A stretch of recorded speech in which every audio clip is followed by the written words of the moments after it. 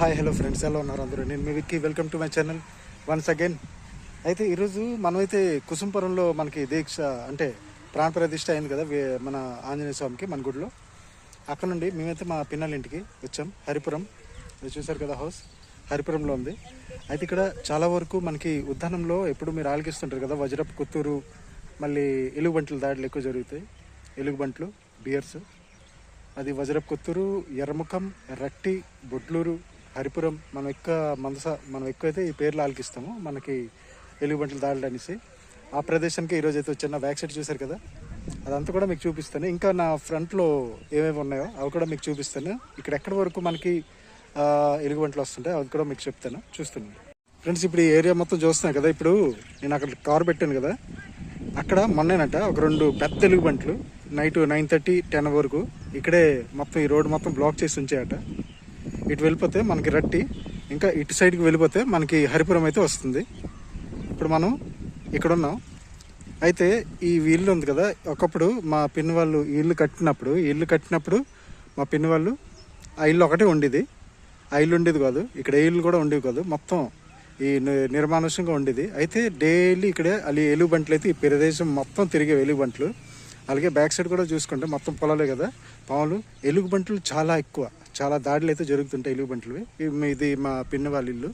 అయితే మేము ఇప్పుడు బొడ్లూరు అయితే వెళ్ళాలి, ఓకేనా? బొడ్లూరు వెళ్ళాలి కాబట్టి ఇక్కడికైతే వచ్చాం. చూడండి. అలాగే ఇక్కడ బ్యాక్ సైడ్ చూసుకుంటే మనకి ఇక్కడైతే మా పిన్ని వాళ్ళు మంచి గార్డెన్ అయితే ఇక్కడ మెయింటైన్ చేస్తున్నారు. చూడండి, ఇక్కడ ఈ పప్పం చెట్టు చూసారు కదా, ఎంత చిన్న చెట్టు కానీ కాయలు అయితే వస్తున్నాయి. అలాగే మనం ఇక్కడ చూసుకుంటే పూల మొక్కలు ఉన్నాయి. ఇంకా మనం ఇక్కడ చూసుకుంటే అంటే రోజు ఉంది, ఇంకా ఏదో మంచి మంచి పూలు ఉన్నాయి. అక్కడ చూసుకుంటే టమాటీలు చూడండి ఎంత పెద్ద ఎన్ని ఉన్నాయి.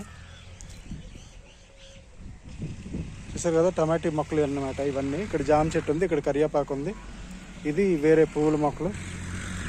అలాగే చూసుకుంటే ఈ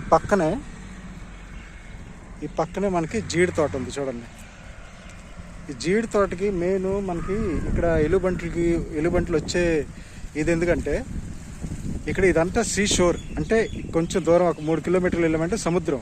అక్కడ వాటర్ ఏంటంటే ఆ సముద్రం దగ్గర ఒక రట్టి అని ఊరు ఉంటుంది. ఆ రట్టి అని ఊరు అక్కడ ఒక కొండ ఉంటుంది, రట్టి కొండ అనేసి అంటారు. ఆ రట్టికి బొడ్లూరుకి మధ్యన ఒక 1.5 km ఉంటుంది మనకి డిస్టెన్సు. అయితే అక్కడ కొండ నుండి డైలీ ఈవినింగ్ 5:30, 6 అయిందంటే మన తోటలోకి అయితే పడతాయి ఎలుగుబంట్లు. ఎందుకంటే అక్కడ వాటరు కొన్నిసార్లు ఎండాకాలం వాటర్ ఉండదు, ఉన్నది తవ్వేసి తీస్తాము అంటే ఉప్పు నీరు ఉంటుంది.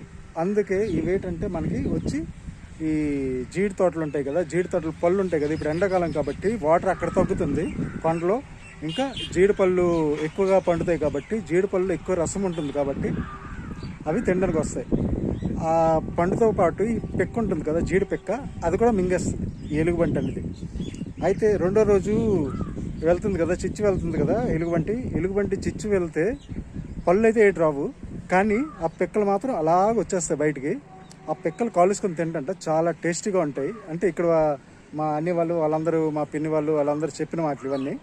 కానీ నాకు తెలిసి ఏదైనా ఇప్పుడు మనకి కాఫీ అలాగా అదొక చిన్న జంతువు ఉంటుంది, కాఫీ పండు అది తినేసిన తర్వాత అది చిచ్చికి వెళ్తే ఆ కాఫీ ఇంకా టేస్ట్గా ఉంటుంది అనమాట. చాలా వరకు అది నేను న్యూస్లో కూడా అంటే యూట్యూబ్లో కూడా సెర్చ్ కొట్టి చూశాను దానికోసం. అయితే వాళ్ళైతే అలాగే చెప్పారు. వినడానికి కొంచెం వింతగా ఉన్నా ఇది మాత్రం నిజం, ఓకేనా ఫ్రెండ్స్? ఇప్పుడు మీకు సరే ఇక్కడైతే నేను ఇప్పుడు కంప్లీట్ చేస్తాను ఈ వ్లాగు. నెక్స్ట్ వ్లాగ్ మంది బొడ్లూరు, అక్కడ మెయిన్ వస్తుంటాయి, డైలీ వస్తాయట. అదైతే మీకు నేను చూపించడానికి ప్రయత్నం చేస్తాను. మన బొడ్లూరు ఊరికైతే వెళ్తాం. మా మాయలు ఉన్నారు, పిన్నలు కూడా అక్కడే ఉన్నారు. ఇప్పుడైతే మేము కుసుంపురం నుండి సుమారు ఒక 25 km దూరంలోనైతే ఉన్నాం.